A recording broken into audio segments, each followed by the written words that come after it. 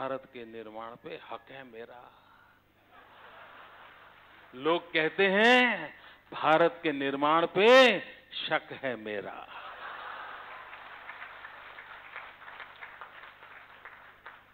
अब सुनिए, गौर से सुनिए, आपको शक सुनाई देगा, हक नहीं सुनाई देगा, क्योंकि उनके कारनामे ऐसे हैं कि आपके आंख कान में वही शब्द गूंजेंगे, शक है मेरा।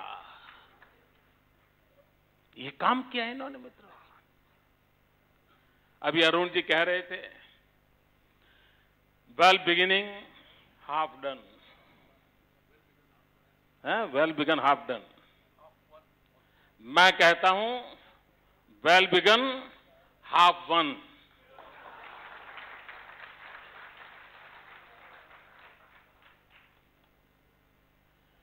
मित्रों, एक सही नेतृत्व में भारतीय जनता पार्टी जो काम कर रही है और हम सबको जो छोटा मोटा दायित्व मिलता है,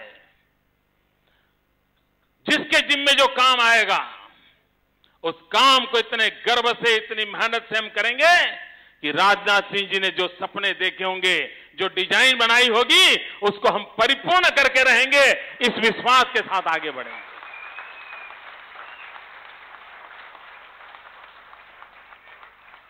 मित्रों,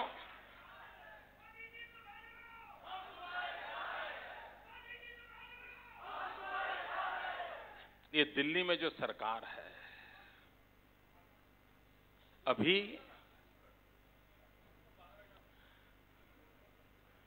क्या समस्या है भाई आपको? आप तो जीटीवी वाले हैं, तो वो तो बहुत अच्छे लोग होते हैं।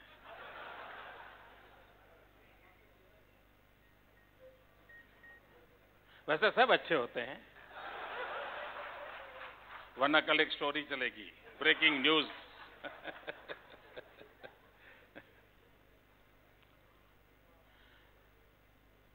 मित्रों, अभी प्रधानमंत्री जी ने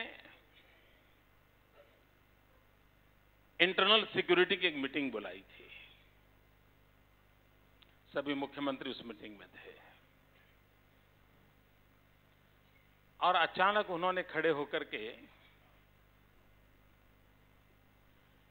छत्तीसगढ़ में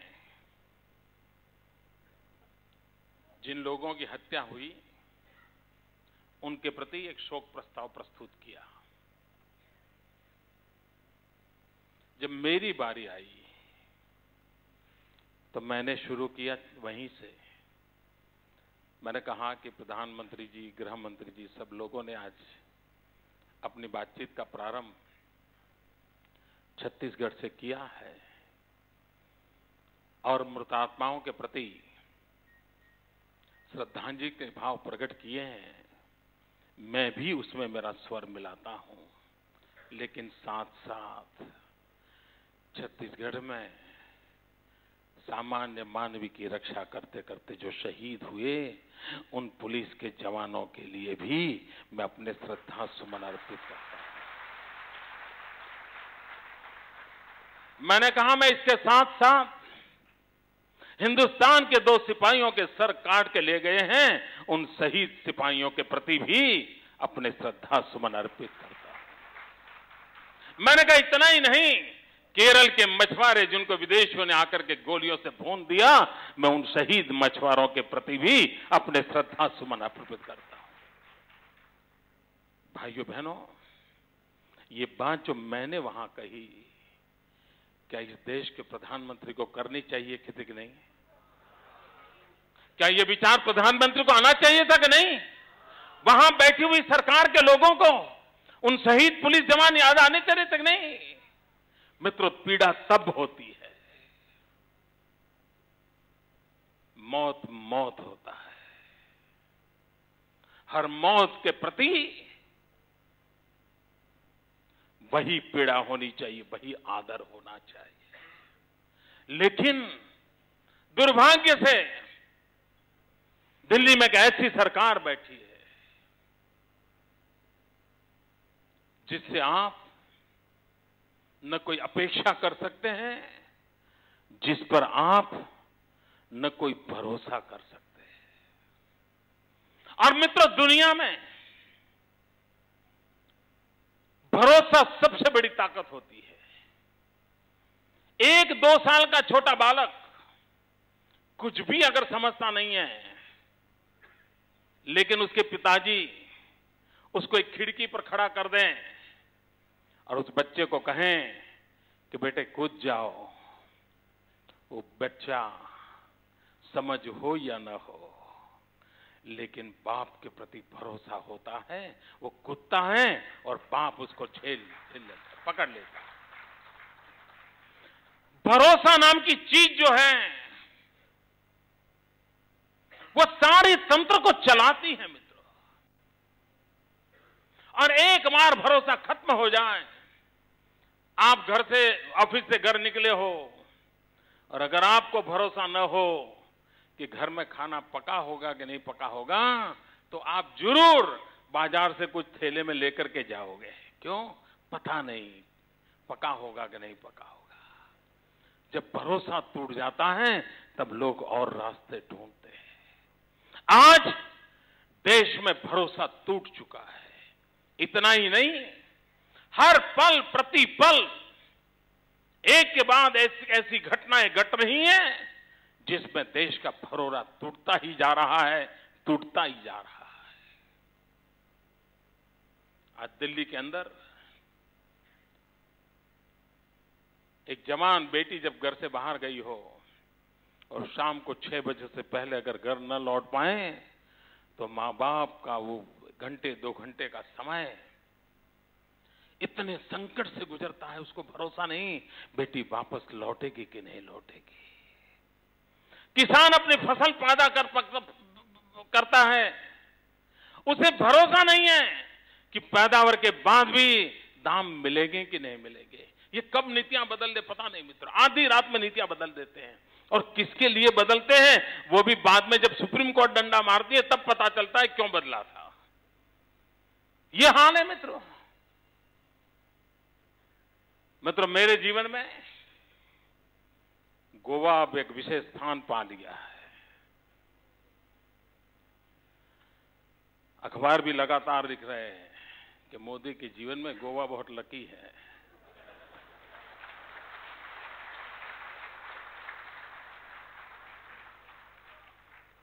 मित्रों, मुद्दा मोदी के लक का नहीं है।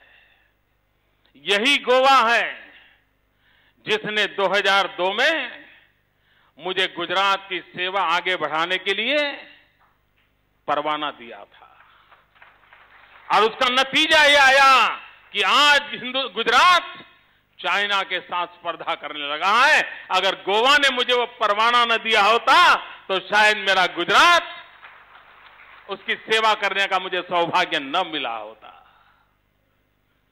मित्र, मुझे गोवा से जब जब आशीर्वाद मिले हैं उस काम ने नई ऊंचाइयां पार की है और इसलिए मुझे भरोसा है इस बार भी कि गोवा ने मुझे जो आशीर्वाद दिए हैं और अध्यक्ष जी ने जो कार्य दिया है वो भी शानदार जानदार तरीके से यशस्वी होगा, ये मेरा विश्वास है मित्र।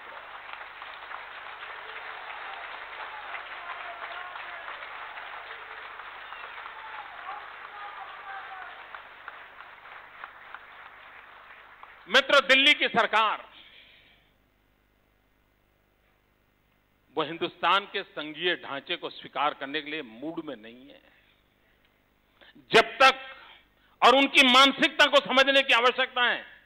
और मैं इस देश के पॉलिटिकल पंडितों को, डिबेट करने वाले महाशयों से,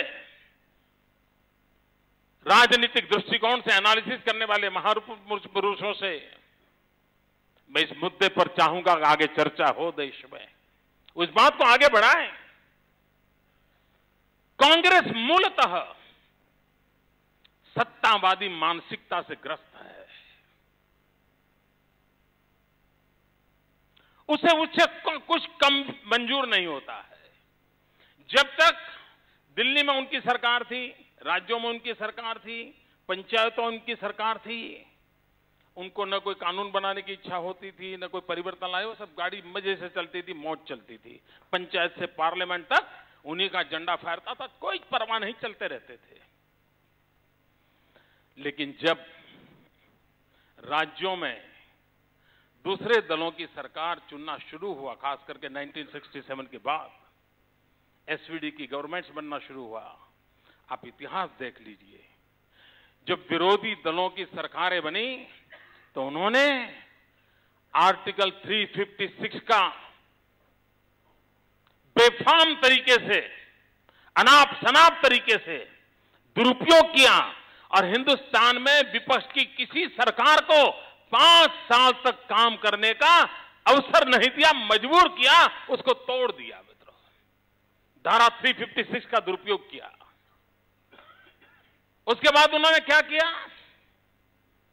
अगर धारा 356 की कब्जाएं हो रही हैं, जरा ज्यादा आलोचना हो रही है, तो उन्होंने विरोधी दल को शाम राम दंड भेद लोभ लालच सीबीआई फीबीआई जो है सबका उपयोग करके उन दलों को तोड़ा, उनके लोगों को उठा करके किधर ले आए?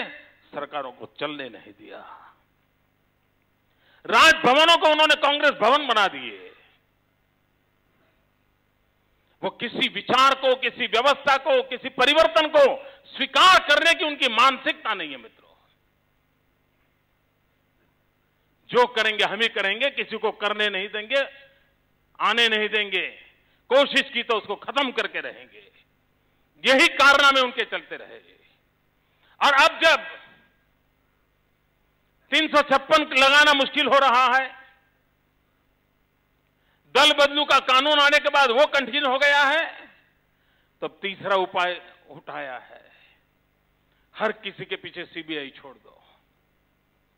अब देखिए, इस देश के विपक्ष के कोई नेता ऐसे बाकी नहीं है जो सरकार में हो और इन्होंने उस पर सीबीआई छोड़ी ना हो। मित्रों, क्यों? दबाना, दबोचना, और ये चीजें उनकी लोकतंत्र के प्रति अनास्था को प्रकट करती हैं। उनका लोकतंत्र में कोई भरोसा नहीं है। वैश्विक दलों को सम्मान के साथ देखने के लिए तैयार नहीं है, और तब जाकर के ये परिस्थिति पैदा होती है।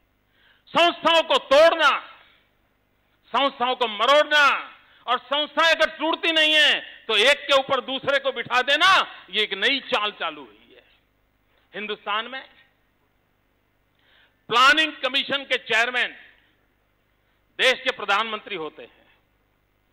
जिस कमेटी के चेयरमैन देश के प्रधानमंत्री हो, जो कमेटी एक प्रकार से राज्य और केंद्र के बीच में ब्रिज का बहुत बड़ा काम करती हो, जो संवैधानिक संस्था हो,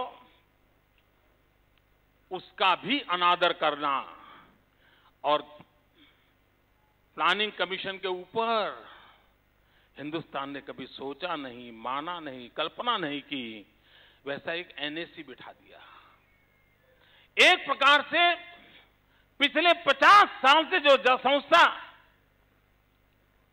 कुछ न कुछ करने का प्रयास कर रही थी, जिसके चेयरमैन प्रधानमंत्री थे, उस संस्था को एक प्रकार से नाम मात्र की बनाकर उन्होंने छोड़ दिया और उस पर एनएसी बिठा दिया,